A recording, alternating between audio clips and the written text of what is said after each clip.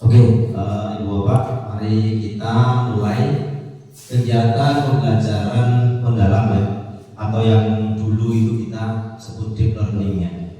Nah nanti saya kebetulan akan ditemani oleh dua rekan saya, yaitu ada Bu Intan sama Bu Ainunya.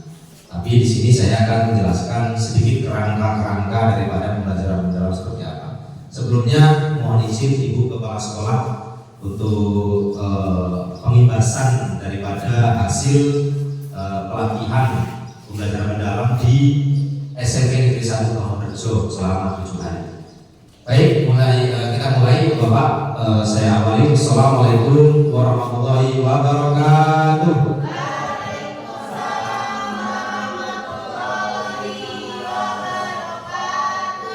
Sebelumnya yang terhormat Ibu Eli Mawati MPDDR selaku Kepala Sekolah SMP Swadiri Seputi Agung dan seluruh Ibu Bapak guru SMP Swadiri 1 Seputi Agung, mungkin sedikit langsung saja ya karena dengan waktu saya akan memaparkan apa yang dicuplik kepala sekolah tadi, yang mana di situ sebetulnya ini PPT kepala sekolah.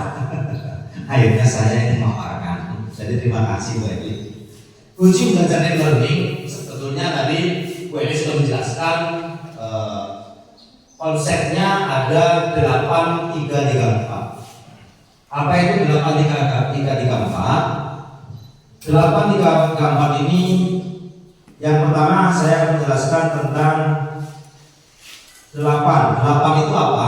8 itu adalah dimensi lulusan, yang mana pada kurikulum pembelajaran mendalam yang saat ini kita laksanakan, bahwa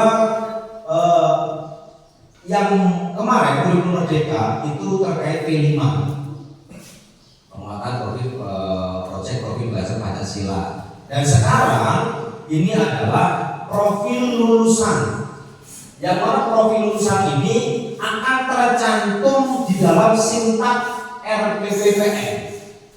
Kalau dulu modul ajar, kalau dulu kan 13 RPP, sekarang kurikulum merdeka membuat modul ajar, dan sekarang dipersempit lagi, yaitu di penyebutannya adalah PP, perencanaan pembelajaran. Sebenarnya penyebutan apa saja tetap sama. Ini sebagai kunci kita sebagai guru, sebagai senjata seorang guru sebelum melaksanakan pembelajaran, yaitu perencanaan terlebih dahulu.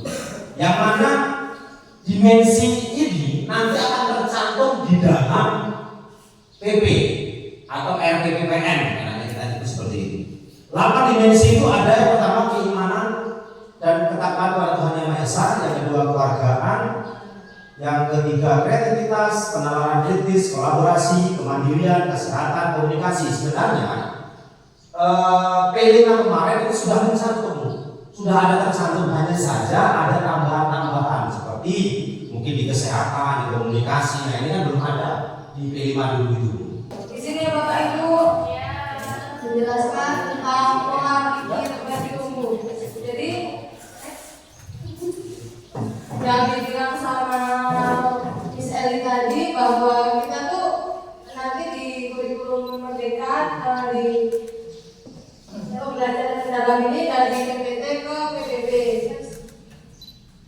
Jadi latar belakang dari PPB ini yaitu atau mindset ini yaitu yang pertama hasil survei mindset dalam PIS tahun 2018. Indonesia termasuk satu dari 6 negara yang memiliki persen murid dengan growth mindset di bawah 40%. 29% ini nomor 3 dari bawah. Jadi pemikiran growth mindset di Indonesia ini masih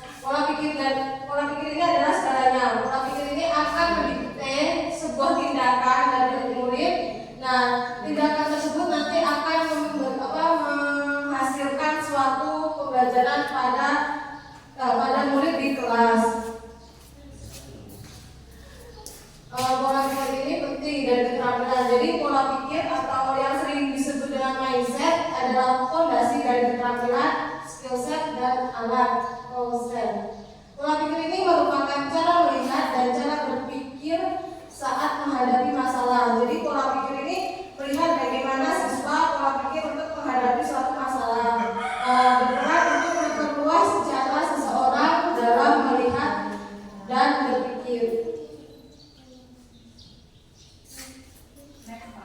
Mengapa manusia ini berbeda? Tentu pola pikir atau mindset dalam manusia satu dengan yang lainnya yaitu kumpulan keyakinan yang akan menentukan cara seseorang melihat dan berpikir terhadap sebuah kejadian atau peristiwa. Jadi jangan samakan pola pikir siswa satu dengan yang lainnya, tentunya akan berbeda.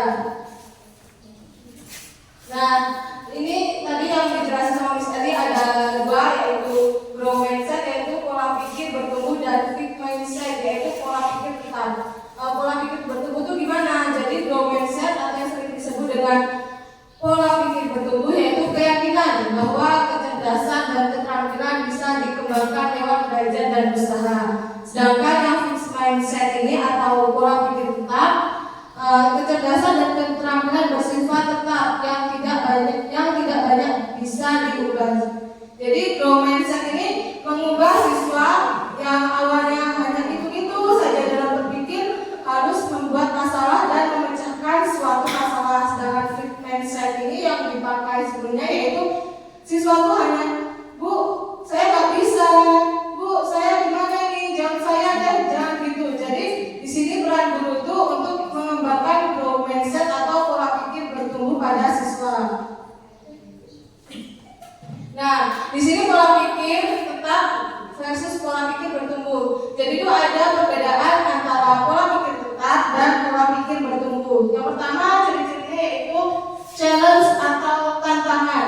Pada pola pikir tetap ini, siswa akan menghindar dari suatu masalah. Nah, sedangkan pada pola pikir bertumbuh, siswa itu akan menerima apa yang diberikan, apa yang masalah yang diberikan oleh guru. Untuk yang kedua yaitu saya sudah menyebutkan tantangan gimana siswa menerima tantangan tersebut pada pola pikir bertumbuh. Yang kedua yaitu rintangan. Setelah memberikan rintangan, gimana sih siswa cara mengerjakan masalah itu, mencari solusi.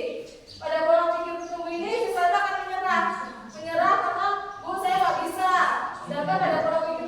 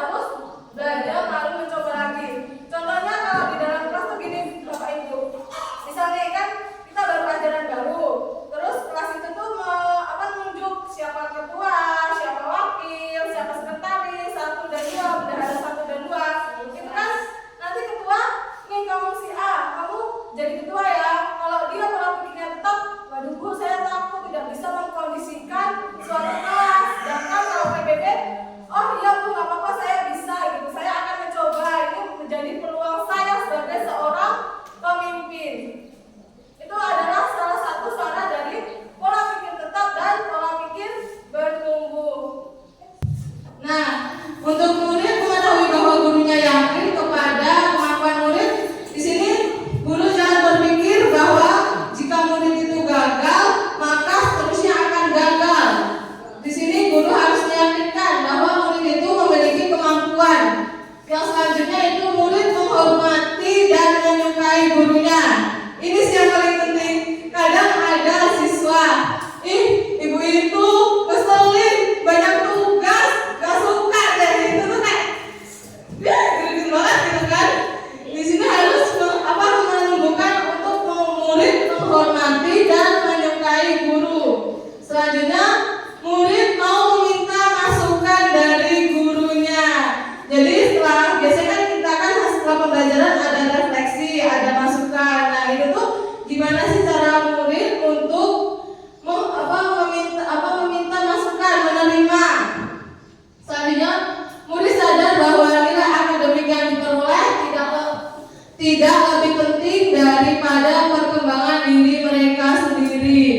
Nah, di sini guru tuh mengajarkan, nggak apa-apa nilai akademikmu rendah, yang penting gimana perkembangan kamu belajar, gimana kamu berusaha, gimana kamu memecahkan suatu masalah. Yang selanjutnya yaitu murid merasa aman dengan gurunya. Nah, tadi yang saya bilang, gimana sih ujian proses dan ujian pribadi? Di sini cara guru memberikan pujian atau kritik menjadi faktor yang sangat menentukan tipe pola pikir yang akan terbentuk pada seorang murid. Dua pujian berikut ini memberikan dampak yang berlawanan. Nih, misal pada pujian pribadi, kamu pasti pintar ya, kamu anak yang hebat, itu termasuknya pujian pribadi. Terus gimana pujian proses? Pujian proses itu kamu pasti sudah bekerja keras, kamu selamat ya, kamu berhasil atas usahamu sendiri, itu pujian proses. Ini contohnya untuk pujian pribadi, yaitu kamu memang berbakat dalam matematika. Dengan pujian proses, kamu butuh materi matematika yang akan menantang otakmu. Nah, yang selanjutnya itu kamu pintar sekali. Nah, kalau yang pujian proses, kamu telah menggunakan strategi yang tepat untuk menjawab soal ini. Itu ya Bapak Ibu, contoh pujian pribadi dan pujian proses. Yang selanjutnya yaitu productive failure. Menurut Profesor Manu Kapur dari HK Institute of Education, telah melakukan penelitian yang mendalam dan membuktikan bahwa bila murid diberi kesempatan untuk mencoba dan berjuang dalam memecahkan suatu masalah dan mencari solusi masalah tersebut, mereka akan lebih mudah memahami dan bisa menerapkan informasi yang mereka dapatkan selama dalam perjuangan di kesempatan berikutnya. Inilah prinsip dari growth mindset atau pola pikir bertumbuh. The power of yet. Penambahan kata yet ini dalam sebuah kalimat negatif ternyata mampu mengubah maknanya dari tidak menjadi belum, sehingga terbuka peluang untuk mencoba lagi dan meraih sukses. Inilah prinsip utama dari pola pikir bertumbuh yang sangat berlawanan dengan prinsip tyranny of no yang menutup peluang untuk mencoba lagi, sehingga mendorong terbentuknya pola pikir tetap. Terus ada target performa dan target pembelajaran. Tentunya ini sangatlah berbeda ya antara target performa dan target pembelajaran. Target performa ini membuat seseorang melihat pintar, seperti mendapatkan nilai A untuk pelajaran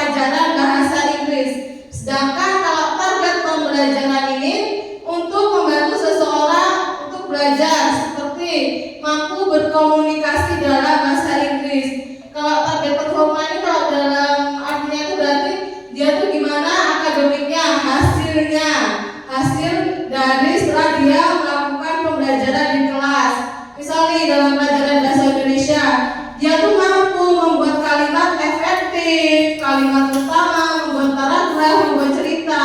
Itu target performanya. Kalau target pembelajarannya dalam pelajaran bahasa Indonesia itu gimana dia menerapkan itu, menerapkan gimana cara dia membuat cerita, membuat kalimat efektif dalam sehari-hari. Kan buat cerita itu kan sama aja kayak ngarang tuh. Nah itu gimana dia dalam target pembelajarannya? Oke? Nah, ini ada tas atau tugas, yaitu jenis tugas yang diberikan kepada murid. Target performanya tugas terlalu mudah dan kebanyakan berbentuk hafalan. Terus target pembelajarannya tugas bervariasi dari yang mudah hingga yang sulit dan menantang. Yang kedua itu authority, yaitu otoritas. Gimana deskripsinya? Yaitu peran murid dalam membuat sebuah keputusan. Dalam target performa, guru memberikan petunjuk yang jelas untuk mengerjakan suatu tugas. Terus target pembelajarannya, guru hanya memberi petunjuk awal dan selanjutnya murid harus mencari cara untuk mengerjakan tugas. Oke, di sini kita akan membahas ada konsep pembelajaran mendalam, yang kedua dimensi profil lulusan, yang ketiga prinsip dan pengalaman belajar, dan yang terakhir kerangka pembelajaran mendalam. Kita membahas mengenai pembelajaran mendalam dulu ya. Pembelajaran mendalam merupakan pendekatan yang memuliakan dengan menekankan pada penciptaan suasana belajar dan proses pembelajaran berkesadaran, bermakna, dan menggembirakan. Itu mencakup olah pikir, olah hati, olah rasa, dan olah raga.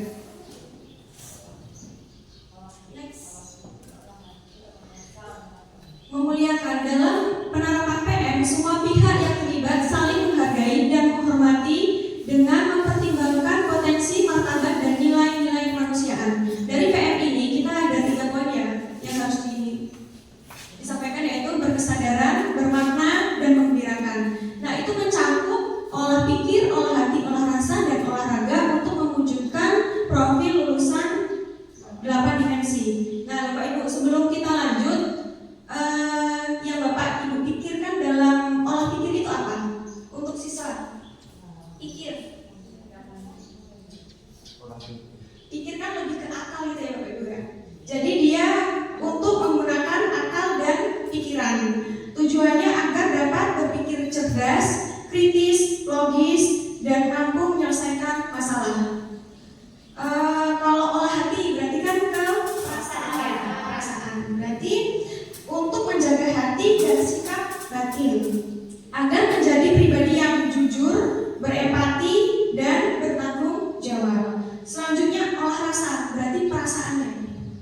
Untuk melatih perasaan dan kepekaan agar peka terhadap keindahan, seni, dan perasaan orang lain. Yang terakhir olahraga, berarti kalau olahraga gimana? Balik lagi. Ya, sehat ya Pak, yang sehat-sehat itu. Fisik untuk menjaga kebugaran tubuh agar tubuh tetap sehat, kuat, serta melatih disiplin dan sportivitas. Lanjut, rangka kerja pembelajaran dalam itu ada 4 dimensi profil lulusan, prinsip pembelajaran, pengalaman belajar, dan kerangka pembelajaran. Lanjut bawahnya. Ini sudah kita bahas tadi, dimensi lulusan profil, mungkin lewatin saja Pak ya. Lewatin saja. Lalu yang ketiga, kegiatan ketiga, prinsip dan pengalaman belajar. Nah, di sini saya kasih judul saya aja biar enak ya. Saya kan IPA nih, judulnya berarti pertumbuhan dan perkembangan. Kita bahas tentang stunting. Anggap aja gitu ya Pak, Ibu. Pengertian berkesadaran dulu. Kita baca bareng-bareng. Pengalaman belajar peserta didik yang diperoleh ketika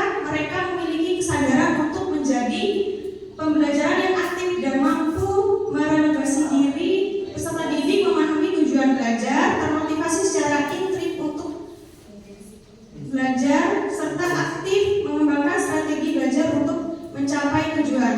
Untuk bermakna, peserta didik dapat merasakan manfaat dan relevansi dari hal-hal yang dipelajari untuk kehidupan. Peserta didik mampu mengkonstruksi pengetahuan baru berdasarkan pengetahuan lama dan menerapkan pengetahuan dalam kehidupan nyata. Lalu menggembirakan. Pembelajaran yang menggembirakan merupakan suasana belajar yang positif, menyenangkan, dan motivasi lalu menantang. Kita langsung ke prinsip berkesadaran. Tadi kata Pak Munir, berkesadaran itu ketika masuk kelas, berdoa, mengucap salam, dan absen dan lain-lain. Nah, bagaimana anak itu dapat masuk kelas, tapi bukan badan aja yang masuk kelas, tapi hatinya, jiwanya sudah di dalam kelas itu. Kadang kan anak pikir, aduh di rumah mending pulang main game atau apa, nyeblak gitu ya. Kadang pikiran jiwa kita tuh di dalam kelas, tapi hati kita di luar. Nah, gimana kita caranya menarik anak untuk tetap di dalam ruangan itu, jiwanya. Nah, selain itu kebersihan, ruang kelas yang tidak berisik, itu untuk fokus konsentrasi peserta didik. Nah, tadi saya mengambil judul santri ya. Nah, bagaimana dalam berkesadaran itu siswa menyadari pentingnya menjaga asupan gizi sejak dini untuk mencegah stunting dan memahami dampak jangka panjang terhadap kehidupan. Itu dia gimana secara dia sadar. Sadari dulu dalam materi itu. Sadar dulu, sadar. Lanjut, prinsip bermakna. Relevan dengan kehidupan nyata. Stunting itu relevan nggak Bapak Ibu dengan kehidupan nyata? Kehidupan nyata, ya. Keterlibatan peserta didik berperan dalam memecahkan masalah. Cara memecahkan masalah peserta didik gimana? Mungkin kita praktek dulu deh. Saya nyuruh anak-anak, nah biar kita pelajarannya menyenangkan, Ibu ingin kalian ke puskesmas atau ke posyandu. Nanti biar itu diterangin saja ya, kita praktek di lapangan. Itu kita bisa, sebenarnya bisa nonton video itu juga bisa. Tapi kalau saya pengen ke luar untuk ke posyandu, untuk wawancara kader dan lain-lain gitu.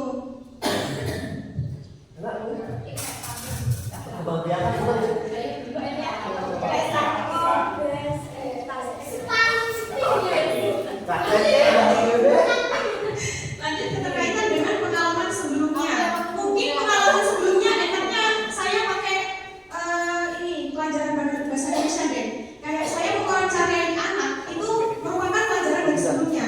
Atau saya kelas 8 materi piring sehat, 4 piring sehat. Atau zaman dulu itu 4 sehat 5 sempurna. Ternyata 4 sehat 5 sempurna itu mengikuti alur stunting itu. Jadi mengikuti pelajaran yang sebelumnya. Kayak berkesinambungan.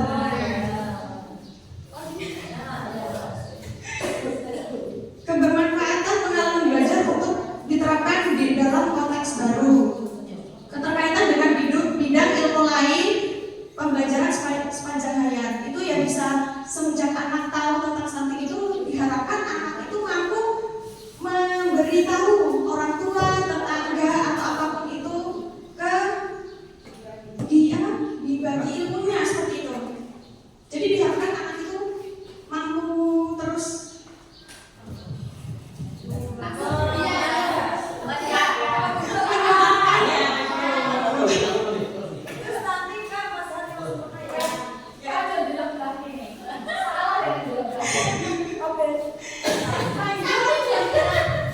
lanjut, prinsip menggembirakan. Ini saya tidak ganti ya.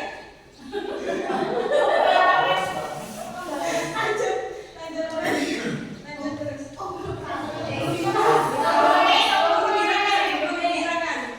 Menggembirakan. Lingkungan pembelajaran yang interaktif, aktif, pembelajaran yang menarik minat rasa ingin tahu. Menginspirasi, tantangan yang motivasi tercapainya keberhasilan belajar, memberikan ruang untuk prakarsa, kreativitas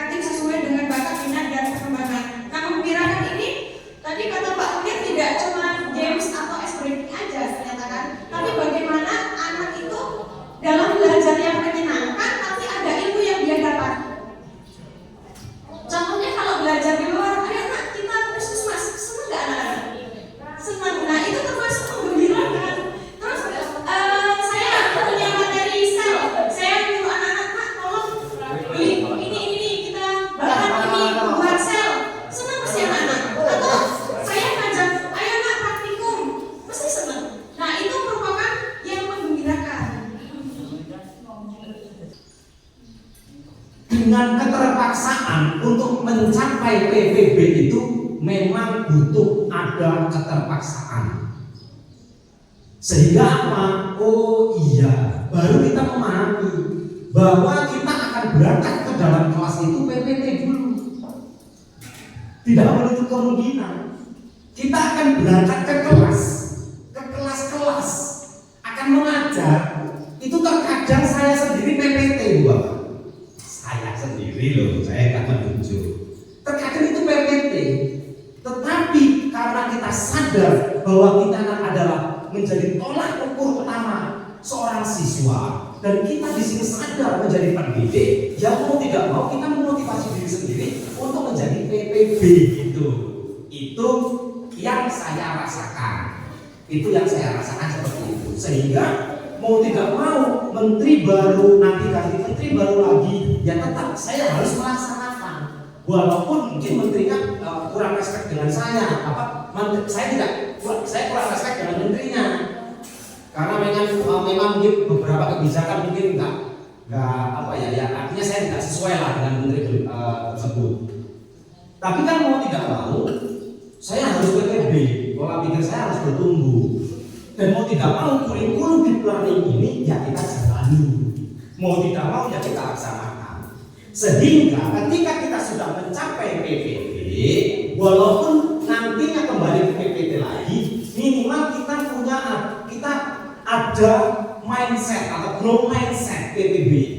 Minimal setiap berangkat akan berangkat ke kelas, minimal ada sedikit rasa atau pola pikir PPB, growth mindset kita tumbuhkan sedikit demi sedikit, walaupun pun kelas atau PPT banget.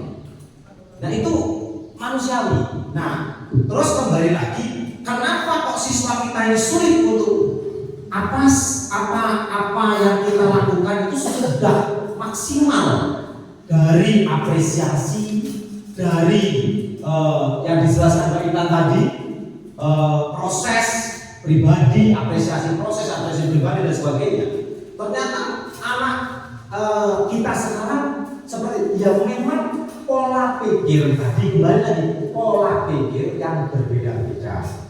Yang terpenting adalah nek dewe PPB insya Allah menular kalau anak-anak ini. Sistem itu kita jaga kan. Tapi kalau kita saja sudah ikut PPT berdasarkan perasaan atau pikiran, pola pikir anak, ya wes, nggak ada rasa PPB di dalam sekolah SMP Swahili 1 seperti aku. Itu pasti. Minimal kita PPB, minimal kita dulu PPB dulu. Mau, artinya kita mau belajar, mau membuat RPPPM walaupun tidak sempurna, belum sempurna, nggak apa-apa, yang penting mau dan membuat. Mau untuk menerapkan RPPPM di dalam kelas. Tapi nek tulis ora gelem ibu bapak, berarti tetap yo wis tetap ngono ae. Sing penting gawe, bener ora yo karepmu, sing penting aku gawe. Itu pola pikir tetap. Nah, artinya di sini kita berdiskusi, belajar bareng. Nah, ternyata pola pikir bertumbuh itu sangat-sangat kita harus tumbuhkan, kita adakan pola pikir bertumbuh. Jadi seperti itu ya, Pak Wisnu. Jadi artinya enggak munafik kok aku mau ngomong ya. Ya, artinya tuh materi sebenarnya untuk kita ini. Iya, betul sekali. Bekal untuk kita ini sebenarnya. Bagaimana kita merubah pola pikir kita dulu. Nah, intinya seperti itu. Merubah pola pikir kita dulu. Terus, sudah Pak tahu ya? Bedanya keserangkaan PP lama sama SPM itu gimana? Sintaknya sebenarnya RPP dulu sama sekarang sama, hanya saja istilahnya yang berbeda. Cuma itu aja. Jadi ini sintak-sintaknya kalau dulu kan ada CP Mas ya di RPP-nya, ada CP, TP, ATP kan gitu. Kalau sekarang TP dan CP jadi satu. Bertuliskan TP tujuan pembelajaran. Iya, cuma nanti ada di situ makanya tadi papan dimensi itu tercantum. Lingkungan pembelajaran, terus kemitraan, cuma itu aja sebenarnya sintak-sintak. Tapi kan kita perlu tahu kan seperti itu. Kita perlu memahami dan kita kumpulkan dulu nih kerangka-kerangkanya kita paparkan dulu agar kita ini menjadi PBB dan nantinya endingnya membuat RPPPM dan dilaksanakan di dalam kelas. Cuma itu sebenarnya, hanya itu saja.